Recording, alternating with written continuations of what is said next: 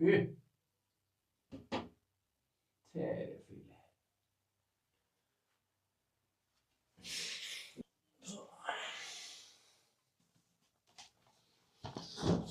Ωραία φίλε. Κάτσε να πάρουμε τον ειδικό.